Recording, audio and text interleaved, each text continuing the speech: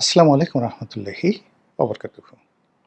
সম্মানিত দর্শক, আপনারা যারা রাজনীতি নিয়ে চিন্তিত বা রাজনীতির ব্যাপারে যাদের আগ্রহ আছে কিংবা বাংলাদেশের সার্বিক বিষয়গুলো নিয়ে আপনারা যারা একটু চিন্তা ভাবনা করেন, তারা লক্ষ্য করলে দেখতে পারবেন যে সম্ভবত রাজনীতির যে গতি এবং পথ এটি স্বাভাবিকভাবে চলছে না। আপাত দৃষ্টিতে মনে হচ্ছে সবকিছু শুনশান। পুলিশের নিয়োগ বদলে চলছে, পার্লামেন্টের অধিবেশন শেষ হলো, প্রধানমন্ত্রী তার স্ত্রীকে নিয়ে শ্বশুরবাড়ির এলাকা সিলেটে গেলেন খাল কাটার জন্যে। প্রচণ্ড বৃষ্টির মধ্যে তিনি মাথায় ছাতি হাতে প্রথমে হযরত শাহজালাল রহমতুল্লাহ আলাইহির মাজারে গেলেন। সেখান থেকে বের হয়ে তিনি সার্কিট হাউসে গেলেন। সার্কিট হাউসে বারান্দায় দাঁড়িয়ে তিনি বৃষ্টি স্নাত সিলেট দেখলেন এবং সুরমা নদীর তীরের অপরূপ দৃশ্য সস্ত্রীক দেখলেন। সেই ছবি আমরা দেখলাম। এর বাইরে তিনি যখন খাল কাটতে যাচ্ছিলেন, সেই কোদালের শক্ত হাত, শ্রমিকের মতো একেবারে শক্ত হাতে তিনি সেই মাটি কাটছিলেন। আর এটাকে একটা উৎসব। মাটি কাটা কিন্তু একটা ভীষণ রকম উৎসবের কাজ।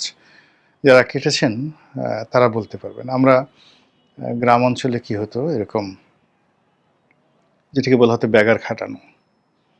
অনেক সময় কাজকর্ম থাকতো না, গ্রামের মাতব্বর সাহেব গ্রামের লোকজনদেরকে বলতেন যে আসো আমরা স্বেচ্ছাশ্রমের ভিত্তিতে এটা কাজ করি।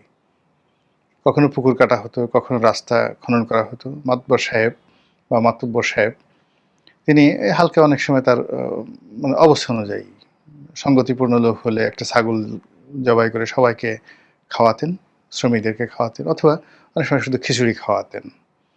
তো এতেই মানুষ কাজ করে দিয়ে যেত। এবং আমরা যখন ছোট বাচ্চা ছেলে ছিলাম, আমরাও এরকম কাজ করতাম। ভীষণ রকম মজা লাগতো। মাটি কাটা একটা অন্যরকম একটা ভাবসাব। আমার নির্বাচনী এলাকাতে যখন আমি এমপি হলাম, তখন একটা বিরাট সিডর হলো। সিডরে বেশ কয়েকটি বাঁধ, মানে একেবারে খুব সেনসিটিভ জায়গাতে অনেকগুলো বাঁধ ভেঙে গেল। এবং সেটা যদি আমি সরকারি কর্মের উপর নির্ভর করতাম, তাহলে হয়তো দেখা গেল যে ১ বছর ১.৫ বছরে সে বাঁধ নির্মিত হতো কিনা পানি উন্নয়ন বোর্ডের টাকায়, এটা বলা যাচ্ছিল না। কিন্তু আমি জনগণকে আহ্বান করলাম যে আসেন আমরা নিজেরা স্বেচ্ছাশ্রমের ভিত্তিতে এই কাজটা করি।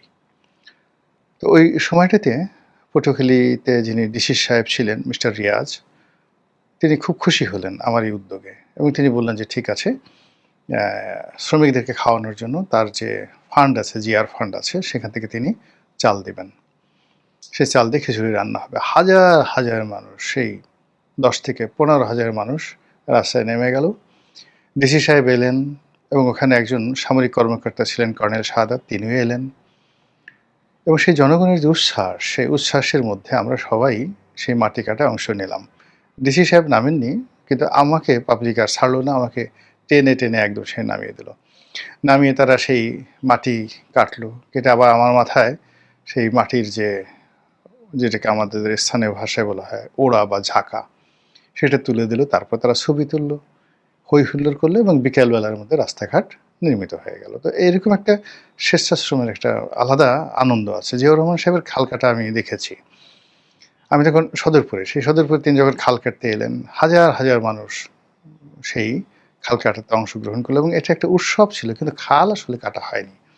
সদরপুরে যেটাকে আমরা গাং বলি, পদ্মা নদী থেকে শুরু করে এটি সেই পিয়াজখালী হয়ে সদরপুর হয়ে একবার হাটকৃষ্ণপুর পর্যন্ত চলে গেছে। একটা সময় এখান দিয়ে স্টিমার চলতো। তো ওই যে গাং বা নদী, সেটা বর্ষাকালে ভয়ঙ্কর হয়ে যায়, শীতকালে একেবারে কিছুই থাকে না, সেটা খনন করার উদ্যোগ নেওয়া হলো। তো বিভিন্ন মানুষ বিভিন্ন জায়গাতে যায়, আনন্দ করে, ফুর্তি করে।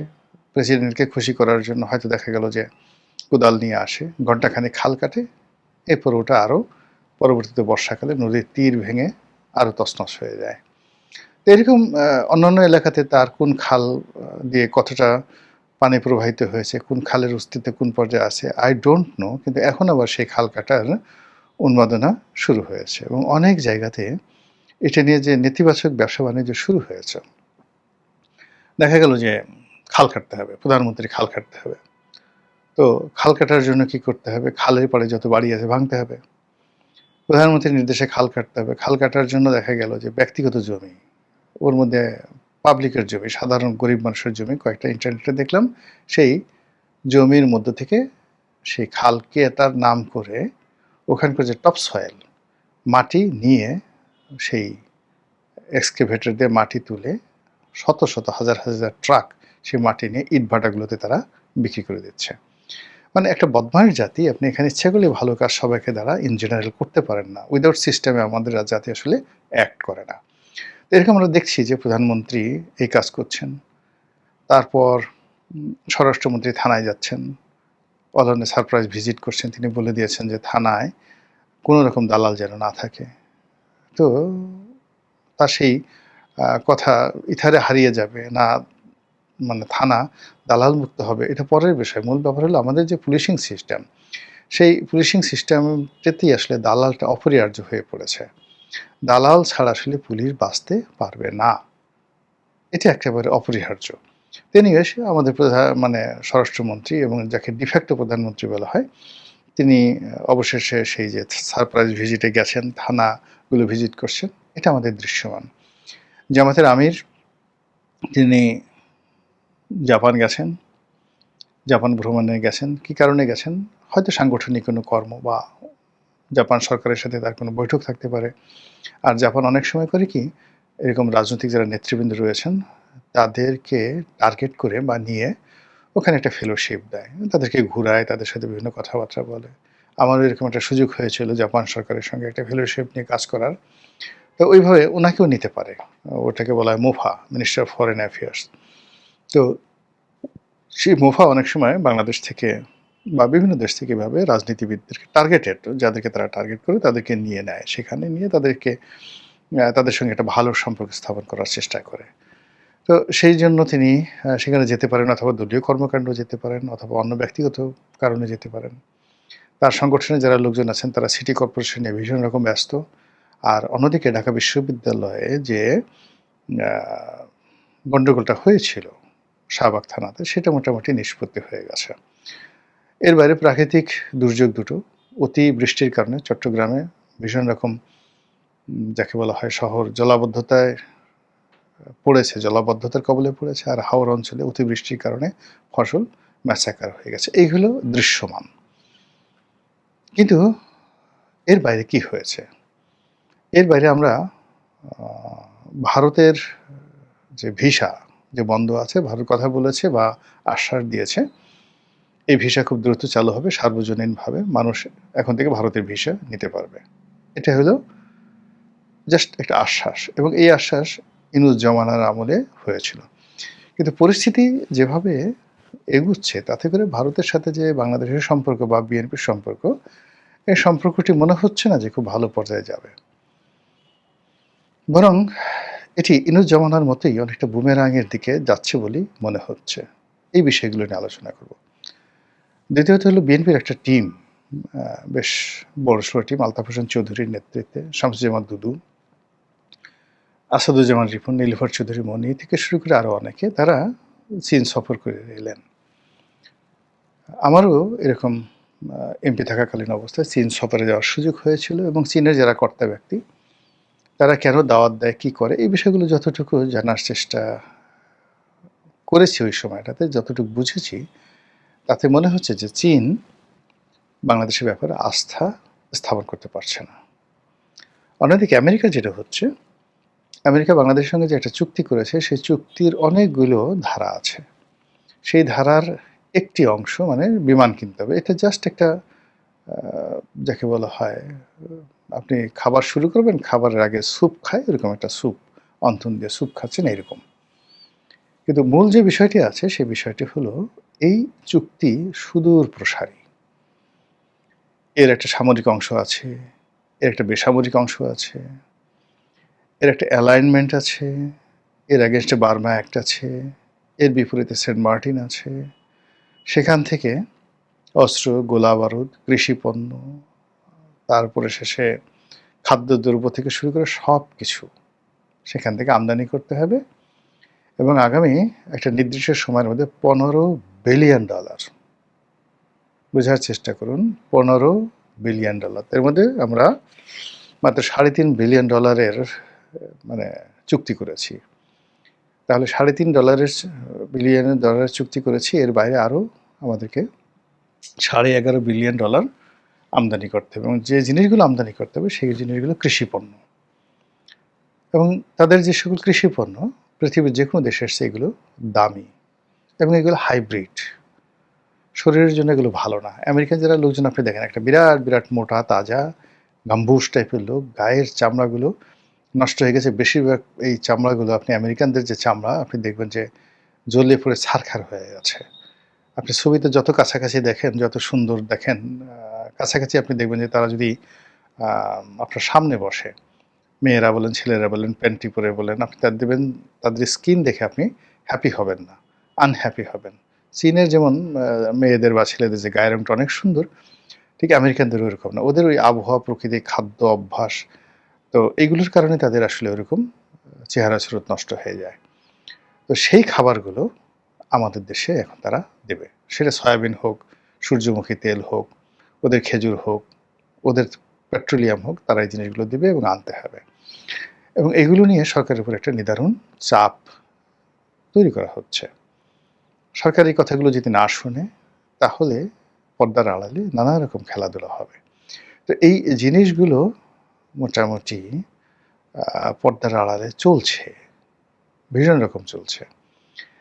এবং এর ফলে কি হলো, আগামী দিনগুলোতে রাজনীতির যে হিসাব রয়েছে, পরিণতি রয়েছে, এগুলো সম্পূর্ণ পাল্টে যাবে। কেন পাল্টে যাবে? এরকম 5টি কারণ আমি আপনাদেরকে সংক্ষেপে বলার চেষ্টা করব।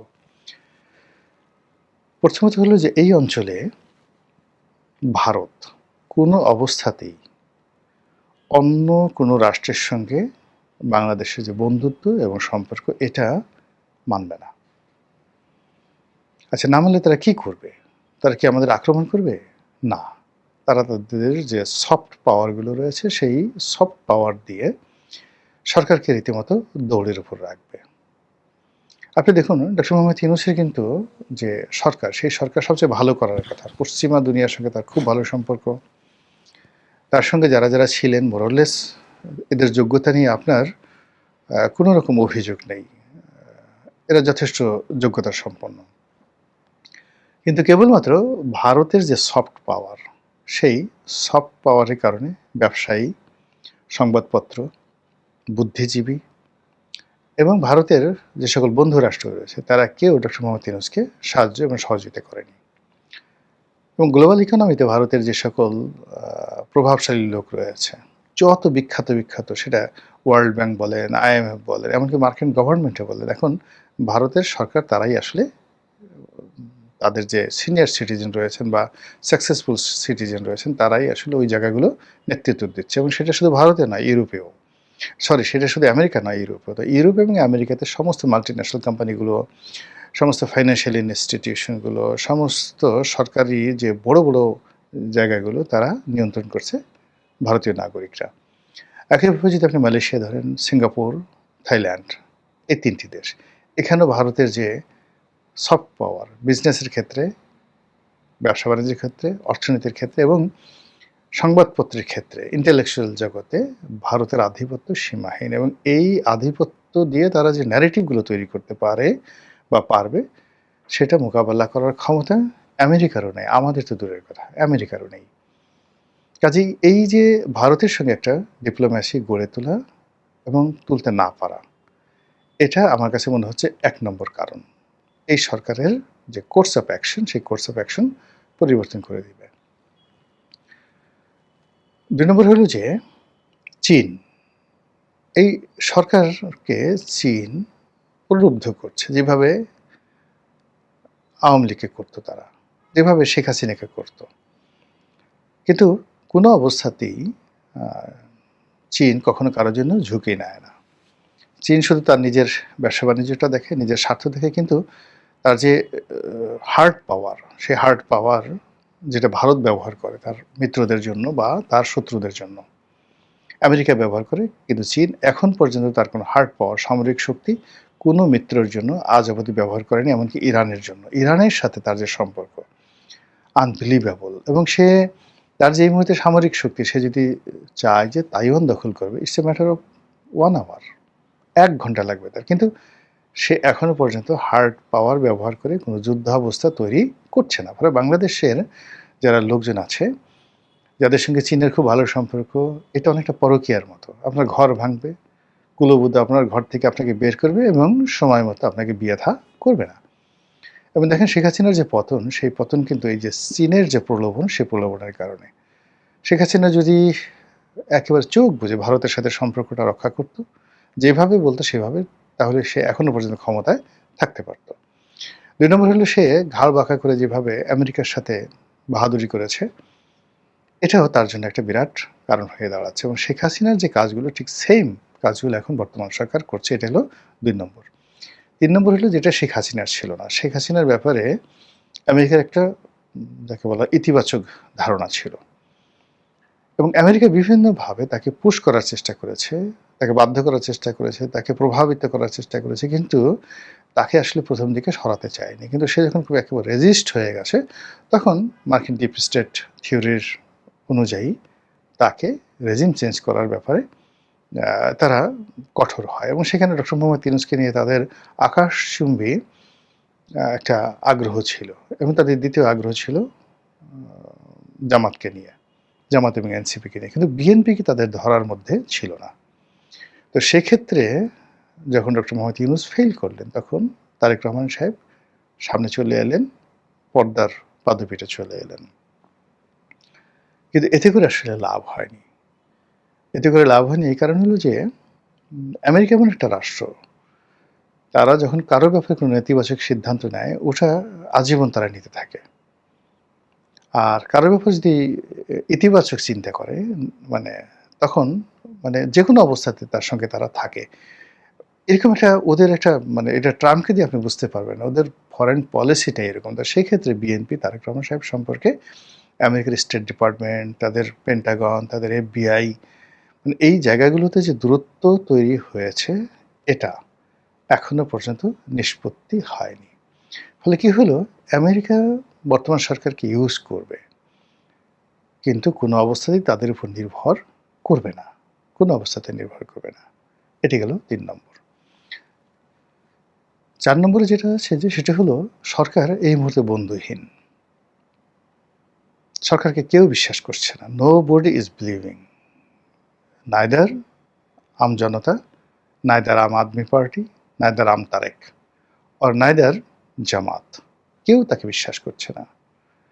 আওয়ামী লীগ এই ভোটের সময় তাদেরকে বিশ্বাস করার চেষ্টা করেছিল। এখন আওয়ামী লীগ জামাতকে বিশ্বাস করবে, এনসিপিকে বিশ্বাস করবে, এমনকি ডক্টর ইউনূসকে বিশ্বাস করবে। কিন্তু বিএনপির সঙ্গে আওয়ামী লীগের যে একটা আন্ডারহ্যান্ড সমঝোতা হয়েছিল নির্বাচনের আগে, এবং এটা ভারত করে দিয়েছিল। ভারত করে দিয়েছিল বিকজ আমি অনেক যারা সংসদ সদস্য আছেন প্রভাবশালী, তাদের কয়েকজনের সঙ্গে কথা হলো। তো তারা যেটা খোলামেলা বললেন যে তারা তাদের নির্বাচনী এলাকায় বিএনপির প্রার্থীকে জিতিয়ে নেওয়ার জন্য নেতাকর্মীদেরকে নির্দেশ তারা দিয়েছিলেন।